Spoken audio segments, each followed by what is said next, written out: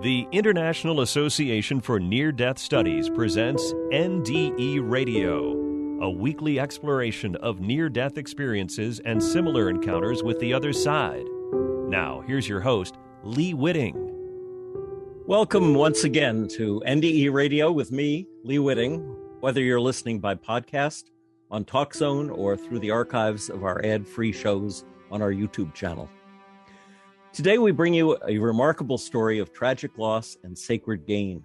As a beloved 2-year-old boy named Griffin, a little child with the spiritual maturity of an angel, shared his dying with Darin, his father, to save his parents from a life of heartbreak, anger, and further suffering.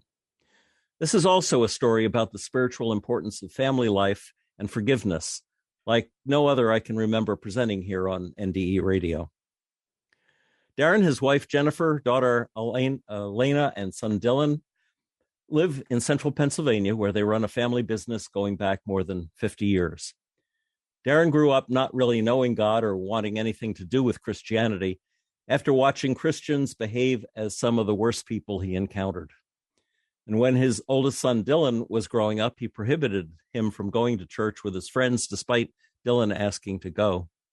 He also fought with his wife as she searched for churches after Griffin was born, telling her she was chasing the invisible man. Darin had a lot of agitation and anger in his heart. He would frequently lash out at others with little regard for severing relationships or friendships. And Jennifer was pretty much at the end of her rope and had been counseled to file for divorce. Then their beloved Griffin got sick, and while he was on hospital life support, he passed away in his parents' arms. About little Griffin, his mother, Jennifer, writes, Griffin was an observer, a watcher of things, and extremely content. He brought unimaginable joy to his family. Griffin's short life impacted more people in 2 years than most could wish for in a lifetime.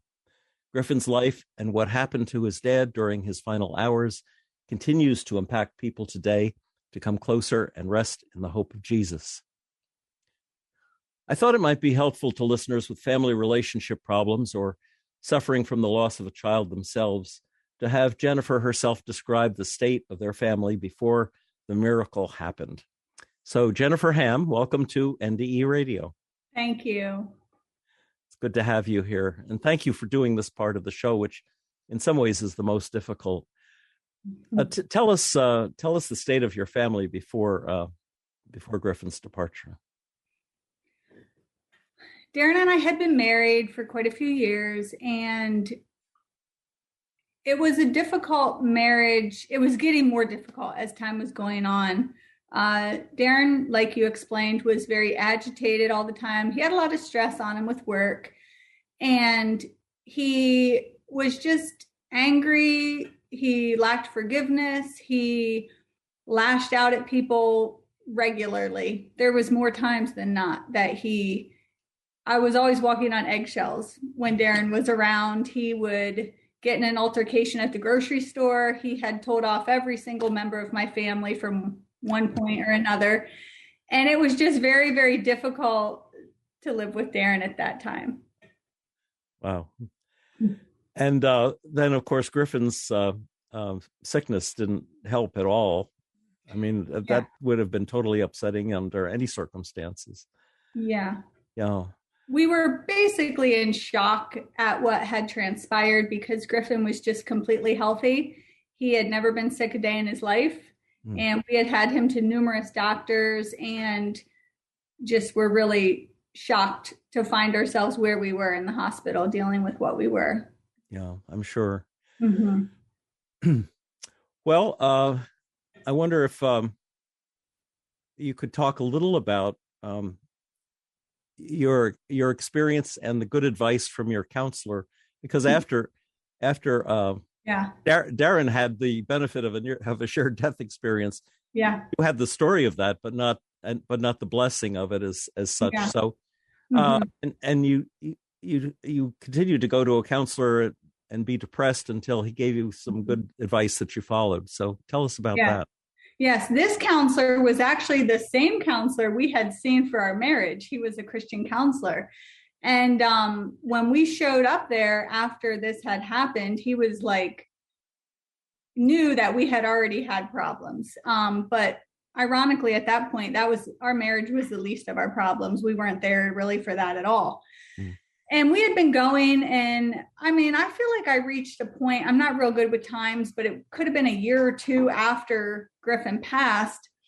And I was just growing frustrated with just being I still lacked forgiveness and all those things. And, he really changed my life, because at one point, it had been quite a while into counseling. He said to me, listen, nothing I say to you is going to make what you went through any less tragic. What you went through was the worst thing a family could go through. And nothing I say is going to make it not so. He said, but do you have any blessings in your life? And I said, yeah. And he said, well, what are they? He really put me on the spot. And he really wanted me to list my blessings. And, I talked to him about praying, and I would just laundry list everything that was awful. And he said, I just encourage you need to count your blessings and thank God for them every day, because if you don't, you're going to lose those as well. Yeah. And he just really counseled me to start my prayer with thanksgiving. And after a few weeks, I feel like it really changed my mindset in my life. So I was happy about that. Yeah. And it was just about 2 years after Griffin passed that your daughter was born. Yes. Talk about a blessing. Yes. It was a real blessing. I was 37 years old at the time, so I was not really expecting for it to be that easy when it wasn't with Griffin. But yes, we've had a lot of blessings in the midst of the tragedy. Well, thank you so much, Jennifer, for setting the stage for the shared death experience that happened between Griffin and Darin. I like to set it up so we know. You got to know the before to understand the magnitude of the after. Exactly. Yeah. Well, thank you. Yeah. So now let me welcome Griffin's father, Darin Hamm. Yes. Welcome to NDE Radio. Yes, thank you, Lee. So Darin, it was a January day in 2011, and Griffin had been on life support for 4 days when you were told by medical staff that his situation was hopeless, and that within the next 24 hours, they proposed disconnecting him from life support. What was your first reaction to that? Yeah, so I had watched the examination. It was a brain death examination. Yes. Where they inflict pain to get a response. And there was no response. So I was glued to it, just really hoping there'd be some response, because it wasn't just cut and dry. There was moments where I thought he was going to be okay, and he was not. So after the exam, they said it would be 12 to 24 hours mandatory, and they would be disconnecting him. So at that moment, I just didn't want to, every time someone entered the room, wonder if this is what they're here to do. So I asked them for a specific time, which was 4:30 in the afternoon the next day. And they agreed to that. So we knew the time that we had left. Right. And which was the only sensible thing to do. I don't know why they didn't know that themselves, but and then I guess they gave you, both parents, the permission to lie down with Griffin. Yes, he was wrapped in all sorts of medical apparatus. So he had a bandage on his head that held these sensors to monitor his brain activity. So they unwrapped him and cleaned him up good, and said, the next 24 hours you can lay down with him. So we did. And in fact, Jen did, and she laid with him for hours and hours and hours, probably 8 hours. And I just observed and tried to make sense of everything. And she said, "Oh, look, I've spent so much time. I feel like I've hogged him. Why don't you lay down with him?" Yeah. That's when it started. Yeah. And so you lay down with him, and then I guess you got up again because you felt like you weren't able to comfort him. Is that right? Yes, I laid down with him for a half an hour, and it was not good. It was dark. It was utter darkness. Even the room seemed dark. Everything seemed dark, and I wasn't man enough to comfort him. So after a half an hour initially, I couldn't take anymore, and I sat in a chair and looked at him, and would just beat myself up. Or like, why can't you comfort your son who's only got 14 hours left? And you really need to toughen up. You need to toughen up. So I would try again. And that each time it didn't get more, it got less. I had less strength each time. And the third time, that's when things happened. And I guess you made contact with him, touched his hair. Yeah, so right when I laid down with him, I grabbed his hand like a handshake, my right hand. I grabbed his right hand like a handshake. And I said to him, I said, son, I never even got to teach you how to shake hands. And I touched his head. And at that moment, I left the earth. Wow. Yes. And you were with Griffin. He was leaving with you, or he was leading you. Yes, I was instantly transported to heaven. And he was smiling at me. And I just couldn't believe what was happening. And he was looking at me. His right hand was out. He was just above me and forward of me, and his hand was reached back, holding my left hand, and we were traveling, and we were moving. The moving was different though. It was more like levitating, and we were moving. It felt like 60 miles an hour, but no wind. It was just peacefully gliding. And he was looking back at me with just this bright smile, just gleaning so much excitement. He was just so excited. And I was at total peace. I couldn't believe I was getting this moment with him, totally alive, more than alive. And he would look away from me.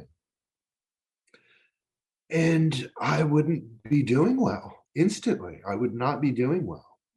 And he would look back and everything was okay. And the third time he looked away, I thought I was going to get sick. And I remember thinking, again, you need to toughen up. This is such a precious, rare moment to be with your son. I never thought it would happen again.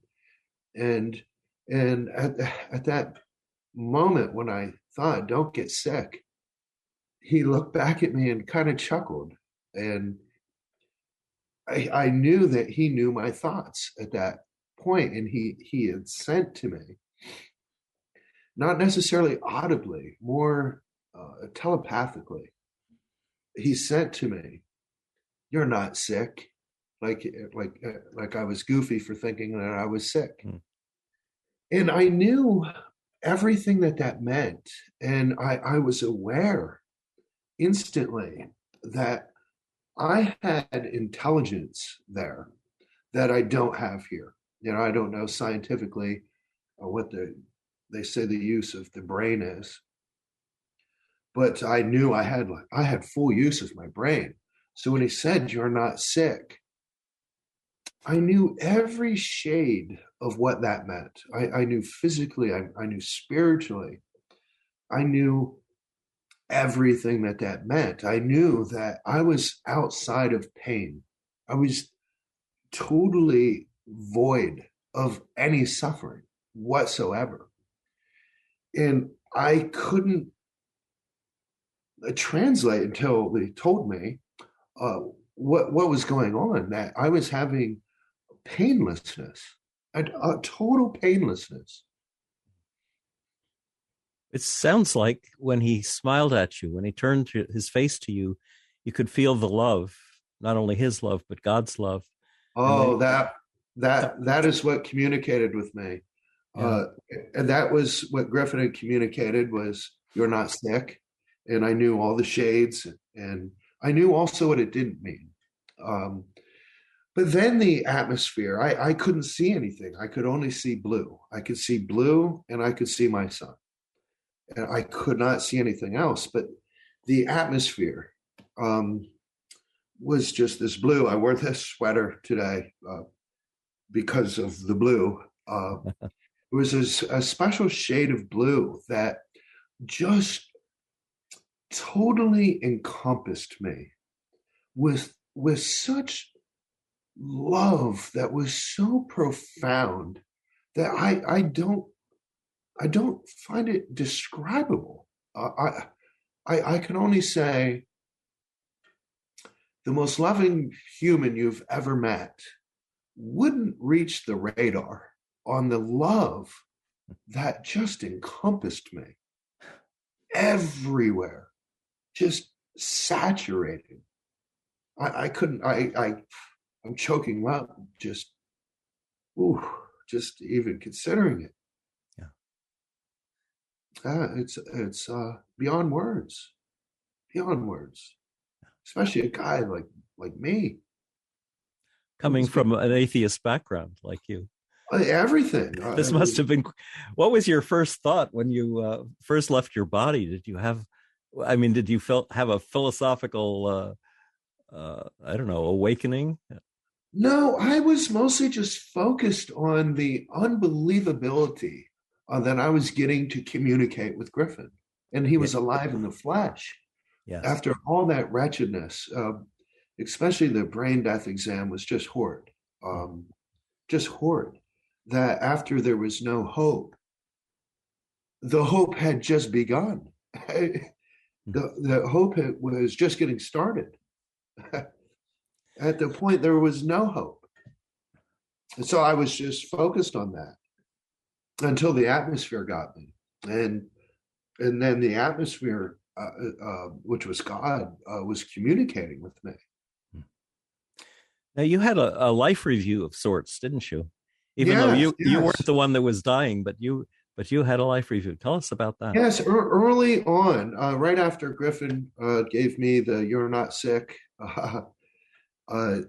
I immediately went from painlessness to the love of God, and in that love of God, I could see glimpses of things which were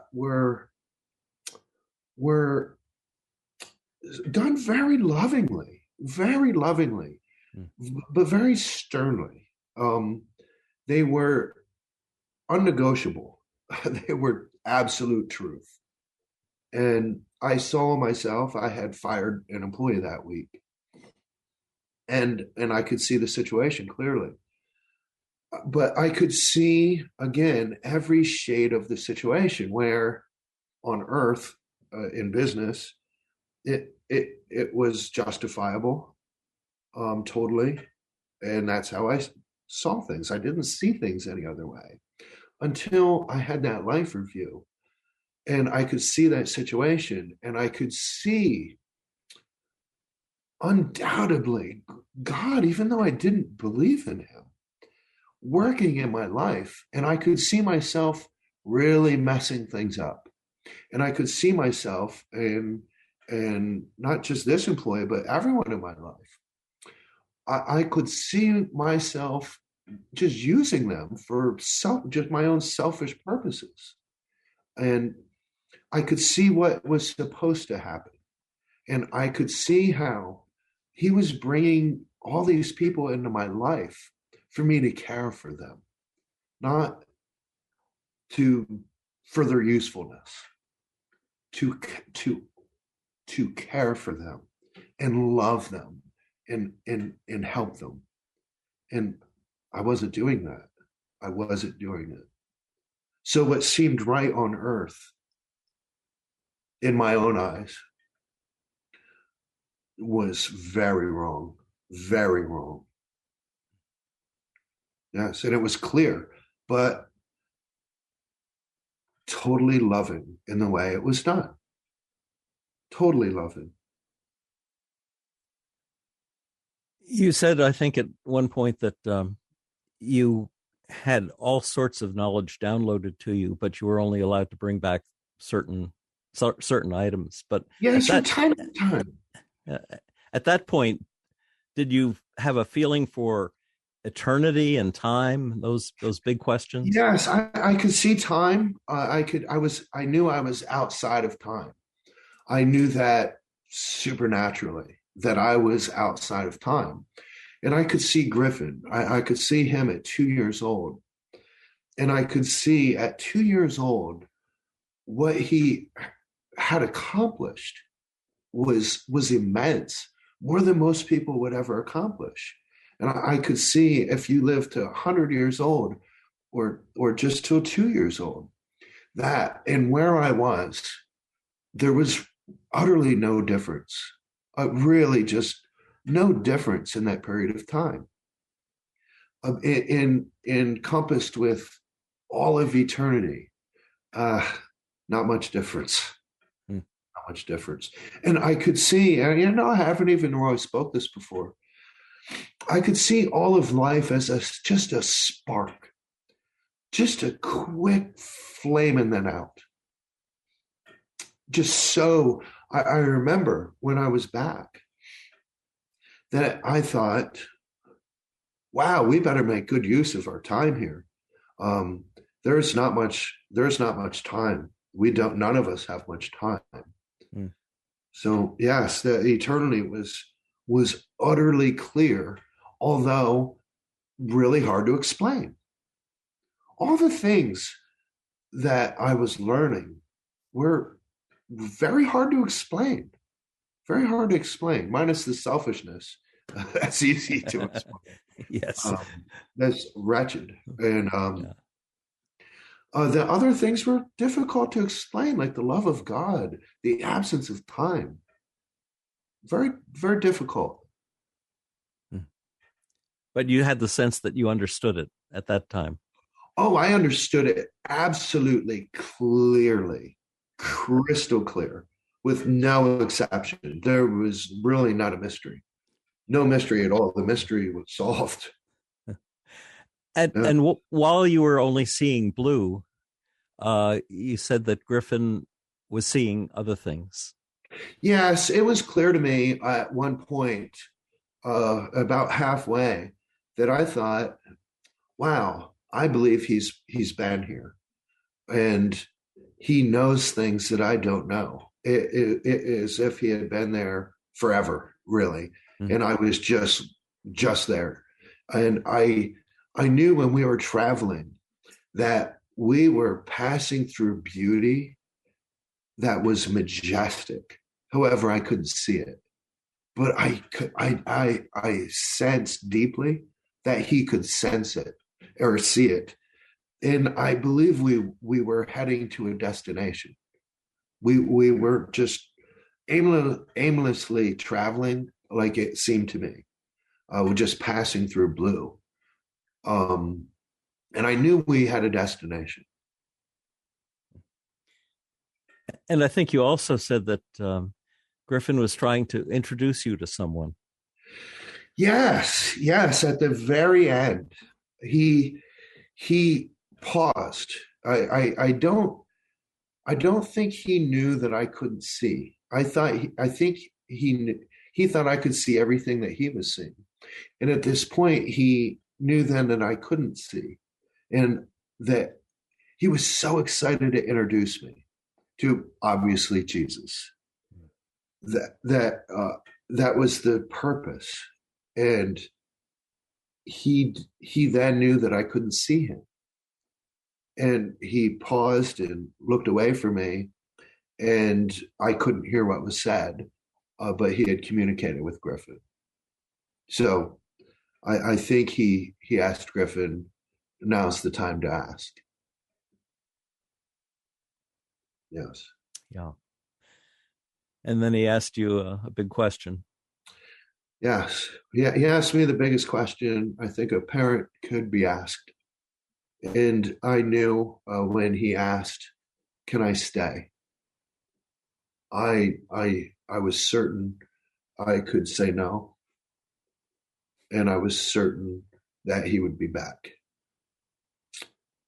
And I also knew I could say yes, and he wouldn't be. I didn't say either yes or no.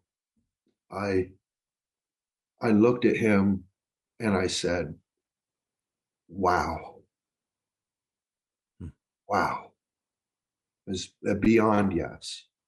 Well beyond yes. In being there and just wrapped in the love of God, outside of pain and suffering, it's pretty hard to come back.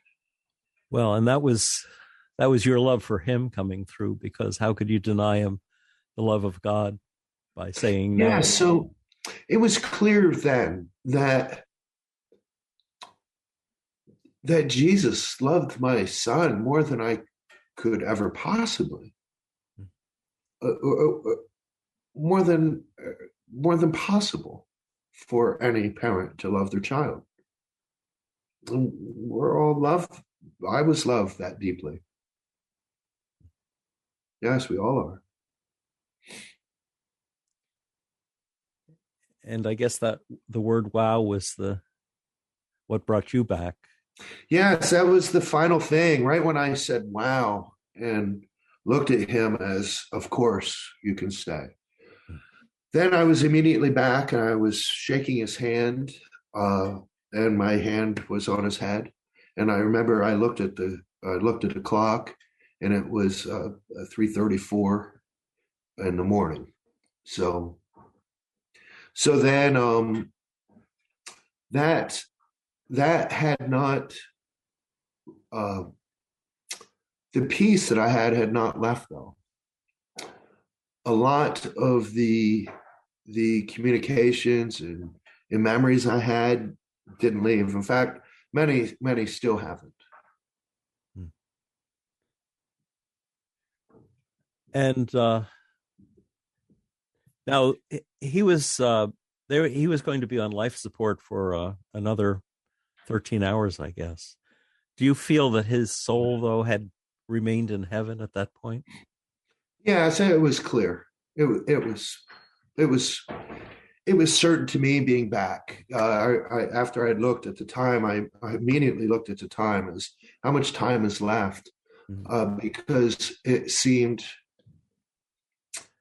I really don't know the words for this. It seemed not right to leave him, his body, plugged in, really. So when the time had come, we had a wonderful minister, a Lutheran minister, come and preside over everything. And I remember once they unplugged him, I remember just having just so much peace. I was actually able to comfort the minister, who was pretty shook up. It's just this overwhelming peace, but that is maintained, really. Really is maintained. I didn't know how things would go. If that was just a moment, like other moments, you kind of forget about it, or it wears off. But that's not what happened. It was 11 years ago, and it does not wear off. But when they had unplugged him, I immediately scooped him up and put him in the bed, and was ready to go talk to the family, and the nurses and everyone who were so wonderful there were like, "Oh no, stay! You can be with him." And yes, I had no desire because I knew where he was. Right. How soon after you got back did you tell Jennifer what you'd seen? That is a good question. All I talked about for about a week was I could only really utter one of the most precious things I'd learned there, something I learned for here that's eternal, and it was a selflessness. It was love and relationships. If you talk to my wife, she said I probably talked about that endlessly. This is all about love and relationships.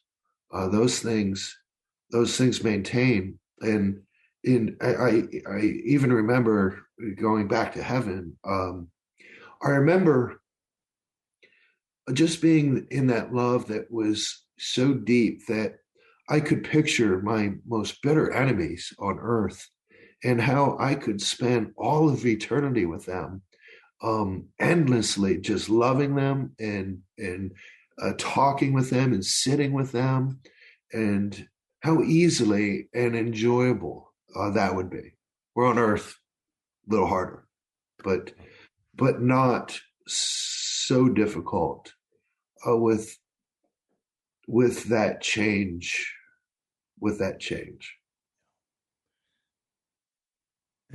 Did you get at that time, or do you have now, a feeling that there's something, a relationship in family that transcends our life on earth, that continues after we're gone? A relationship in family? Yeah.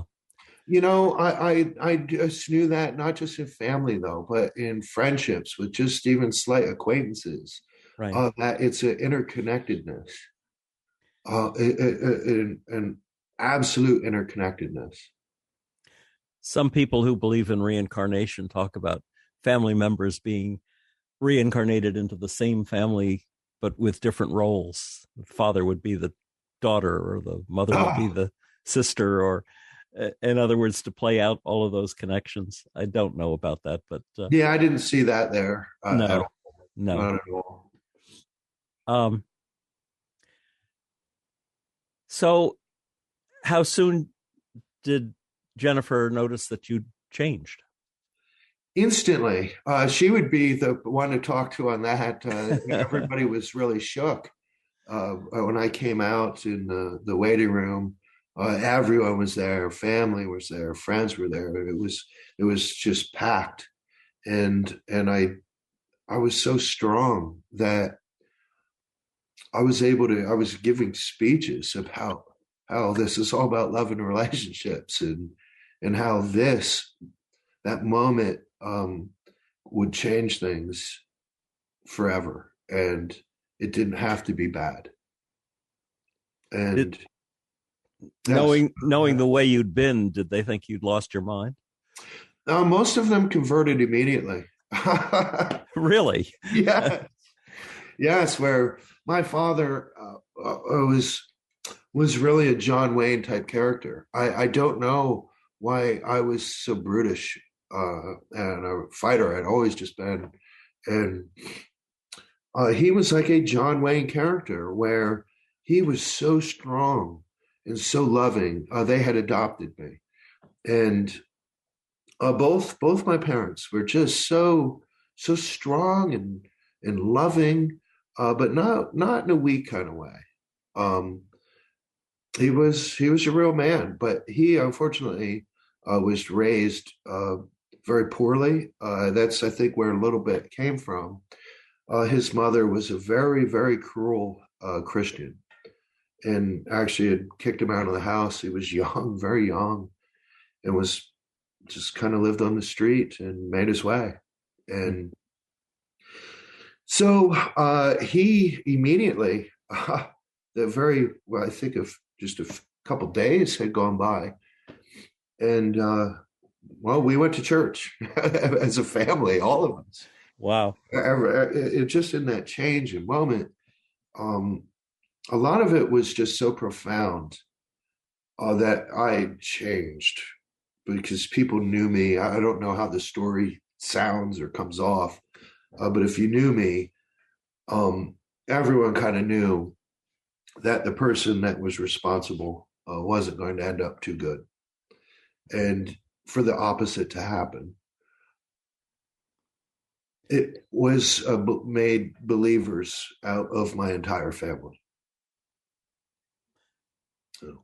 At some point after this, you more or less took a year off from work to read the Bible and do gardening? Yeah, it was probably actually closer to 2. I Wow. have really I just always had to be outside.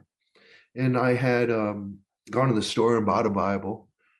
And I just read it and read it and read it until I couldn't read anymore. And then I would do some farming and deal with people had to deal with me from work. They came to my house, had me sign payroll or whatever. But I couldn't get enough. I just had to know because I knew nothing. I didn't know. Like you would see John 3:16, but I had no idea what that even meant. So I read and read and read and had a pastor tell me what to read next. And I would just read it, but it was different than reading. I knew just based on the backdrop of what I had experienced, I could read it and know some things that weren't obvious because I had already experienced so deeply some truths, some of eternity and the love of God. Like although I find it difficult to explain, I know in such depth what it means. So yes, I just had to I had to know every detail, every detail. You mentioned your father and the John Wayne quality of his nature, but there's an interesting story about the time he died that you might tell us too. Yes, it had been 3 years since Griffin had passed. And he and I both kind of mourned the same. And we spent a lot of time together. In fact, we had always just really kind of had more of a business relationship. And we became just so deeply entrenched father and son that I couldn't get enough of him. I just always wanted to be around him. And I had been hunting, and my wife was at my parents' house and said, "Darin, you need to get over here right away. Your father can't get out of bed." So I went over, and he thought his back was out. So I got him dressed and got him to the hospital, and they told him, "Fred, you haven't been to the doctor in 47 years, not even for a physical, and you're diabetic, and you must not have any feelings left in your heart because you had a heart attack." So the doctor told me that it was not, he wasn't able to operate and without it being fatal, and they would try to get him to a point where they could.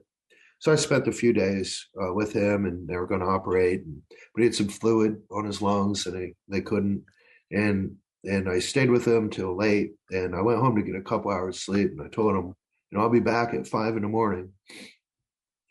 And they had called shortly after I gotten home that he had had a major heart attack and needed resuscitated. So I took off midnight for the hospital, and I could still hear his voice rumble the whole way. He was at the whole other end, and I could hear him voice just rumble down the hall. "All right," when they buzzed me in.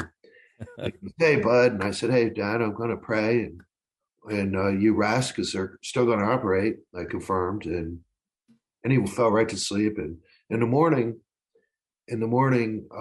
his doctor came in. It was supposed to operate, and told him he wasn't going to. So my dad said, "You're not going to be the guy that kills me. Go out in the hall and get release papers. I'll go home and die." And so he looked at me sheepishly, like, "Am I in trouble?" And I said, "Dad, if you want me to take you home, I'll take you home." But then he could feel, and a major heart attack had come, a lot like you would see kind of in a movie. It was very dramatic. And I yelled, and the blue lights started going off, and people were grabbing me and trying to rip me away from him, but I wouldn't leave them because I had left them that once, and immediately something bad happened. So I stayed there with my mom, and this nice Catholic priest had come over, and was pulling at me to leave, like he was trying to be slick about it. But I had been praying, nothing. I was just praying the 23rd Psalm. It was such a tense moment that I couldn't even think straight, and that's the only thing I could think of. So just repeat the 23rd Psalm, and I told the priest to stop talking to me. I'm praying. So, a lot of time had gone by. A lot of time, about a half an hour. It was about a half an hour in, and I knew my dad, and I knew he had given his heart to Christ so deeply that I felt I knew he was going to be okay. And I remember in a half an hour, yelling, "Stop! Just stop! Please stop!" Because it was brutal.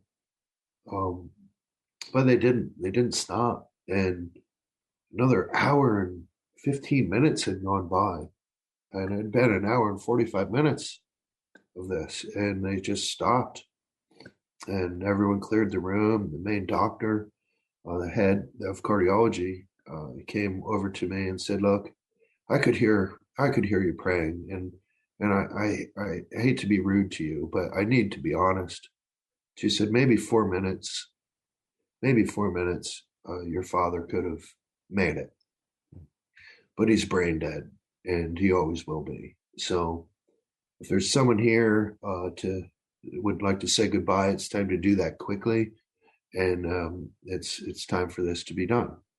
So I said, I understand, and I went and got my wife, and she was the only one there, and she went into the room, and boy, she was only gone for a minute, and came right back to me and said, "You're not going to believe it. Your dad, his hand moved.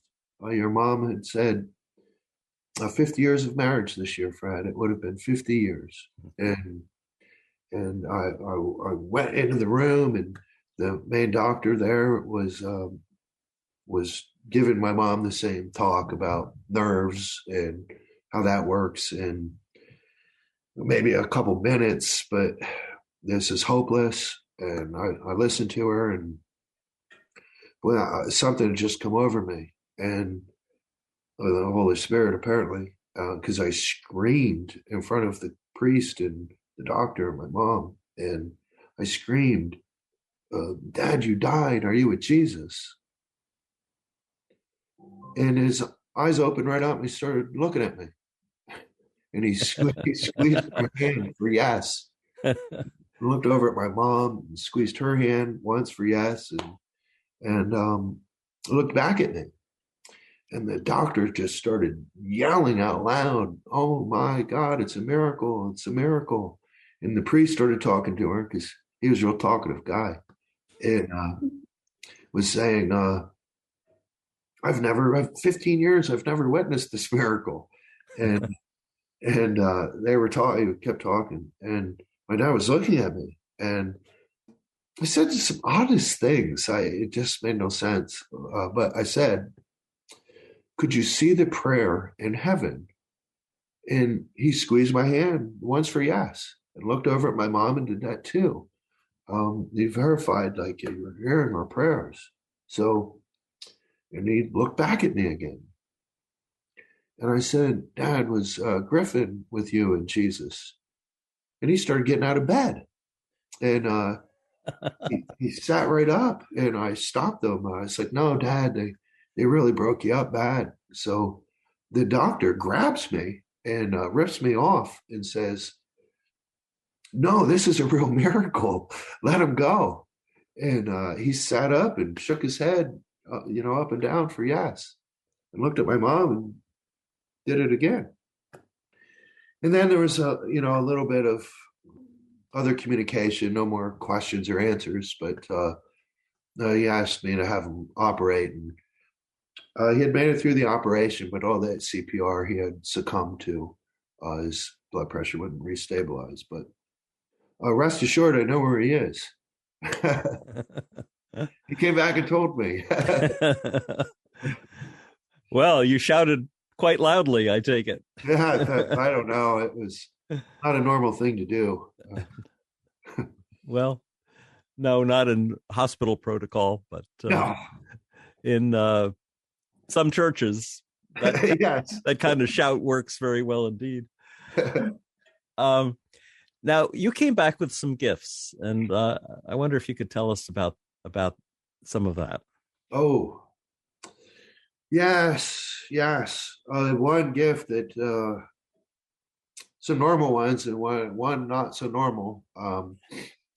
Shortly after I was back, I think it was the same. Like immediately went to the store for a Bible. I had run across an audio book, and it was by a man named Bill Weiss, and it was titled 23 Minutes in Hell. And I listened to the entire audiobook. It was very long, but when I could hear it, what he had experienced was exactly the opposite of me, but there were such similarities. The time was similar. The sense of feeling, I didn't share that earlier, but my sense of feeling was 1,000-fold what I could feel on earth. Like the best you could feel on earth, it was 1,000 times better in heaven. And he was explaining his vision. It was a vision, I guess. But it was the opposite. But he could feel more, but it wasn't good. And the oddest thing happened. The Lord had showed me right immediately suicide, and just showed me how to deliver someone of the deception of suicide. So yes, that was a gift that I guess I wanted gift, but it was very effective because I started. He started to have my life intersect people in active suicides, or would tell me supernaturally when someone was going to do that, but gave me also the courage to deal with it. So yes, that was a gift. That was a gift, and he has used that quite frequently. I think you said you helped perhaps 100 suicide tending people. Yeah, there's had to be. It's not something you would ever want to keep track of, but there's been definitely probably over 100. I can't even recall them all. But yeah, there definitely been 100. Definitely been 100. And so far, only one, but one is a lot, had completed, had done that. And I just heard that 2 weeks ago. Yeah. So. And I think you told me that you tried to pass this skill on to some other folks, but they haven't been able to act in the same way. No, and I can never make sense of that on why, because it's really nothing.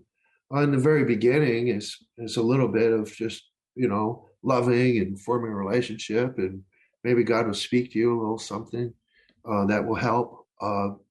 But the process is all the same, and really, it really boils down to love and courage, I suppose, a little bit of courage, because who would want to tell people what I have to tell them, that there are no shortcuts to heaven, and you have to finish the race. It's just not like, I don't know if people are teaching this or what. I don't know where it's coming from, but I know it's a deception, and I know it's demonic. I know for a fact that it is demonic. And yeah, it's very simple to do. You want me to speak more about it? Well, I do, and I was thinking perhaps we might continue on another show where we talk about suicide, and it crosses my mind. Of course, NDEs are my thing, but crosses my mind that the assuredness that you have, having been on the other side during this lifetime, may be the thing that persuades most effectively the person that you're saying, no, you don't want to do this, that you know what you're talking about because you've seen the alternative. You've seen the source of love, and you've seen the ability to get there if you do it the right way, if you work at doing it the right way. And so that kind of conviction that a near-death experiencer has might be a reason for you to recruit some NDEers to the task of talking. Oh, I would love to do that. I would just really love to do that. You know, how we met with a woman, if I may say quick, just this wonderful woman who's only lived where we lived just very briefly. And she's a child psych. And she had remembered what my conversion, although I had only met her really twice, it stuck with her. And she asked me to talk about it because honestly, what I've told you, Lee, it's not something I talk about. So she put it out, and she is struggling mightily with this onslaught of even children doing this. Even last week, a coworker of hers, he went home from work and his son had done it at 14 years old. There's so much suicide these days, in the military from PTSD, and kids who can't get off of drugs. And of course overdoses, which are, perhaps unintentional superficially, but may contain a seed of suicide in them. Yes. Wow. Well, I think we've just about reached the end of our time here today, but why don't we plan on getting together next week and doing another show that will discuss suicide, and perhaps we can get some folks out there who've had near-death experiences to get in touch with you and let you know that they'd be interested in working with you on that. Oh, that would be spectacular. There needs to really be soldiers on the battlefield on this. And it's so simply done. It just takes some courage and love. Yeah. Well, very good. Tell folks how they could get in touch with you. And Jennifer, you have an email I know you can share. Yeah, we have an email, and we're just two people. Darin runs a business. I'm just a mom at home. So it's not like we have an organization doing this. So people can get in touch with us, but I can't promise we'll be able to get back to everybody. But the email they can contact us at is ledbythesun, SON, @yahoo.com. ledbythesun@yahoo.com. I love that name, especially with both Griffin and Jesus. Yeah, that's right. Being sons. Mm-hmm. Thank you. Thank you both so much. Thank you. I look forward to doing this again next week. Sounds good. If listeners would like to hear the show again or any of our more than 400 archived ad-free NDE interviews, go to TalkZone's NDE Radio site and hit the Past Shows button, or go to our YouTube channel, NDE Radio with Lee Witting, where you can subscribe to and comment on the complete NDE Radio library. And be sure to like, follow, and share our NDE Radio Facebook page. Just search for NDE Radio with Lee Witting on your Facebook app. And listen again next Monday, 11 a.m. Eastern at TalkZone for more NDE Radio. I'm your host, Lee Witting, saying thanks for listening.